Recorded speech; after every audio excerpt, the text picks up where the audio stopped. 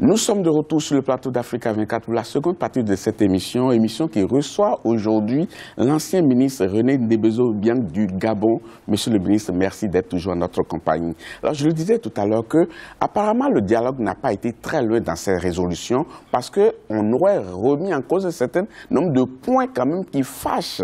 Parce qu'aujourd'hui, on a le président de la République qui peut briguer le fauteuil présidentiel pendant autant de temps qu'il voudra.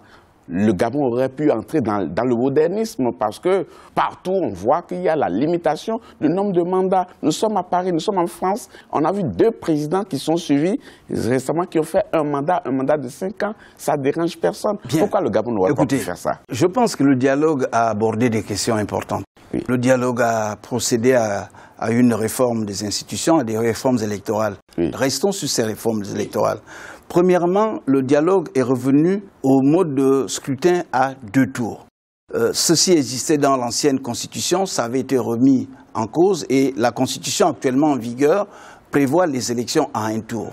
Lorsque vous observez le déroulement de la vie politique dans la plupart des pays africains, dans l'ensemble des pays où il y a eu des alternances démocratiques, en général, ces pays ont bénéficié de ce mode de scrutin à 2 tours. Donc on est revenu à ce mode de scrutin qui n'était plus dans les discussions. C'est une conquête très importante. Oui. Ensuite, l'organisation des élections a été profondément changée. Oui, avant, il y avait la CENAP, la Commission électorale nationale autonome et permanente. Oui. Le président de la CENAP, il était nommé par le président de la Cour constitutionnelle. Et vous voyez, il y a eu un changement fondamental là-dessus. Oui. On a mis en place, consensuellement au dialogue, un nouvel organisme appelé Centre Gabonais des élections. Ce nouvel organisme va être composé à parité de la majorité et de l'opposition, mais ce qui est nouveau, ce qui est un élément nouveau très important, c'est que le président de ce nouvel organisme qui va être chargé de toutes les opérations électorales, il va être élu sur la base d'une liste d'aptitude après appel à candidature. Parlez plutôt du nombre de mandats du président de la République. J'y viens. Oui. Toujours sur l'organisation des élections,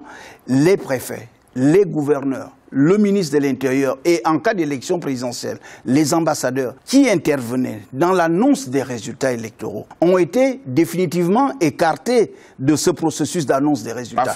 Lorsqu'on connaît la vie politique gabonaise, j'y viens. Lorsqu'on connaît la vie politique gabonaise, ce que je vous dis là, M. Babilas, n'est pas négligeable parce qu'en 1993, en 2009, en 2016, l'annonce des résultats électoraux a été un élément important. La position au départ de l'opposition que je conduisais avec M. Pierre Claver Maganga Moussavou était que nous demandions la limitation des mandats présidentiels, un mandat renouvelable une fois. Je pense que c'est une idée qui circule beaucoup en Afrique aujourd'hui.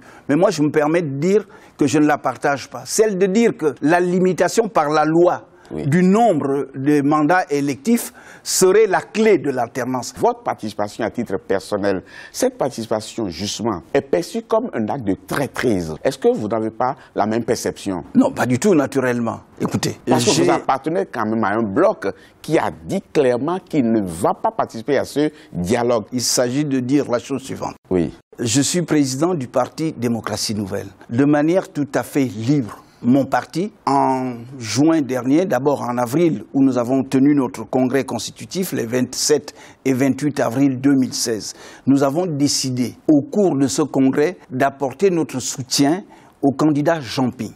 Et mon parti a été parmi les partis politiques dans ce qu'on a appelé la galaxie Jean Ping, qui ont, comme on le dit vulgairement, mouillé le maillot, soutenu le candidat. Oui. Je suis un républicain. Oui. À partir du moment où la Cour constitutionnelle a rendu sa décision le 23 septembre 2016, proclamant Ali Bongo Ondimba comme vainqueur de l'élection présidentielle d'août 2016. Je suis allé, avec mes 2 pieds, dire à M. Jean Ping qu'à partir de ce moment, moi je considère, ainsi que mon parti, que l'élection présidentielle 2016 est terminée. Vous n'avez rien trouvé à dire par rapport à la décision de la Cour constitutionnelle, avec tous les débats, toutes les contestations qu'il y a eu, vous n'avez rien trouvé à y dire, redire. Il y a 2 phases dans le processus post-électoral. Il y a eu l'annonce des résultats par le ministre de l'Intérieur. Oui. Il y a eu des manifestations de protestation à l'occasion de cette annonce des résultats. Moi qui vous parle, la grande manifestation du 31 août, c'est moi qui l'ai dirigée.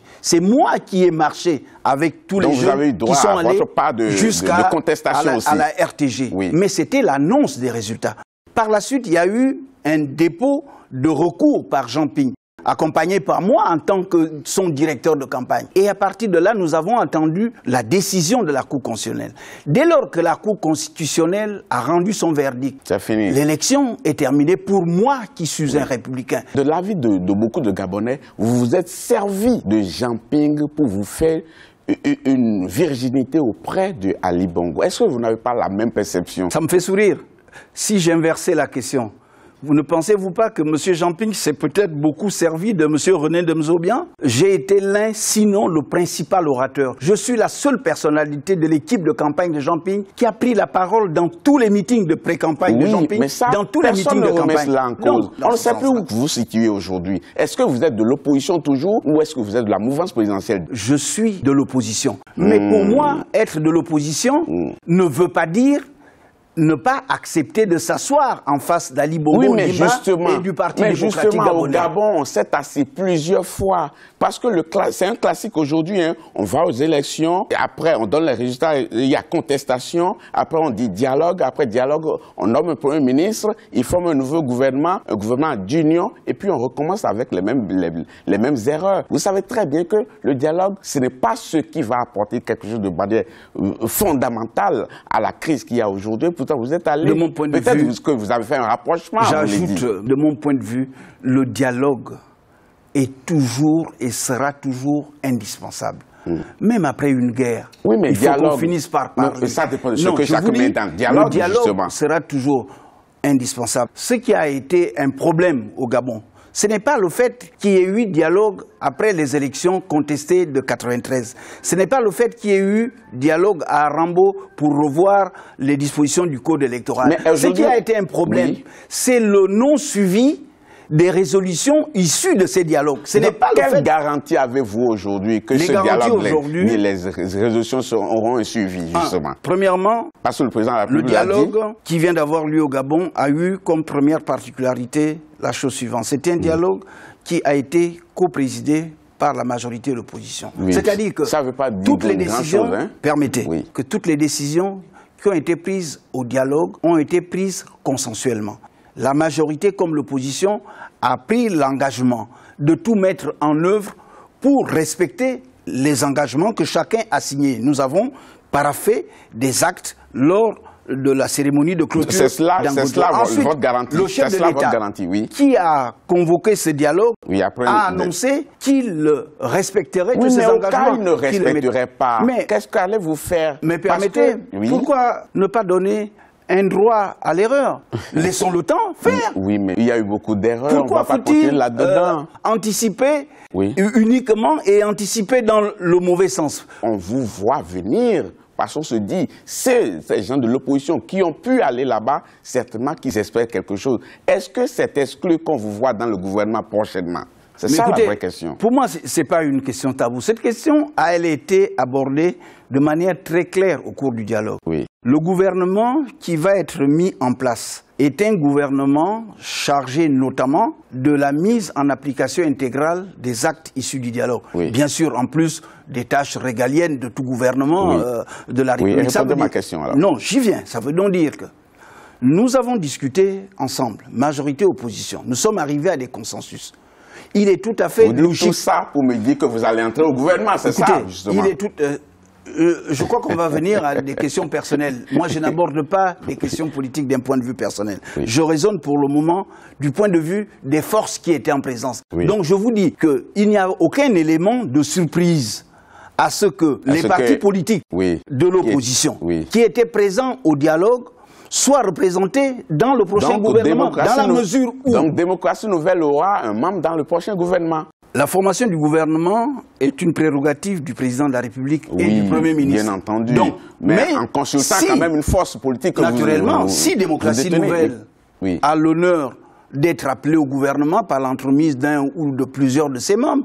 Moi, en tant que président de Démocratie Nouvelle et mon parti, nous sommes déjà réunis à ce sujet. Nous répondrons positivement. C'est tout ce que je voulais savoir. Et c'est ce que les Gabonais attendent, oui, justement. Mais parce que les Gabonais, ils ont vu juste parce que beaucoup estiment que le ministre Ndemezo Yang, malgré qu'il ait occupé beaucoup de portefeuilles ministériels, aujourd'hui, à l'appétit vorace, qu'il espère encore avoir un poste. Non, je crois que ça, c'est une lecture biaisée. Ce qui, par contre, est une chose tout à fait cohérente dans ma démarche, c'est que je ne vois pas pourquoi les partis politiques de l'opposition qui ont été au dialogue, qui ont trouvé des consensus avec des partis de la majorité sur un certain nombre de réformes, vont dire, sur la base de l'adoption de ces réformes, nous laissons au Parti démocratique gabonais et au parti de la majorité le soin de mettre ces réformes en application. Il faut toujours dialoguer, c'est la phrase importante que je garde de votre intervention, et pourvu que chaque acteur soit sincère dans ce qu'il fait et dans les engagements qu'il prend, c'est ça, non? Bien sûr.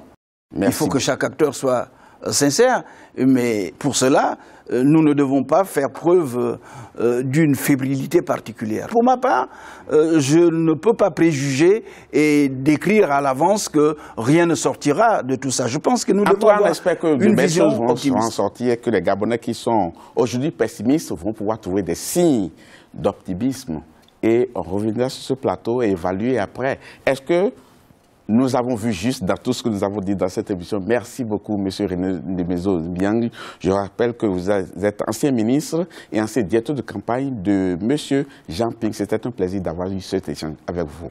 Merci. Quant à vous, chers téléspectateurs, ce sera tout pour cette émission. Merci beaucoup de l'avoir suivi. Prochain rendez-vous très bientôt pour un autre numéro. À bientôt.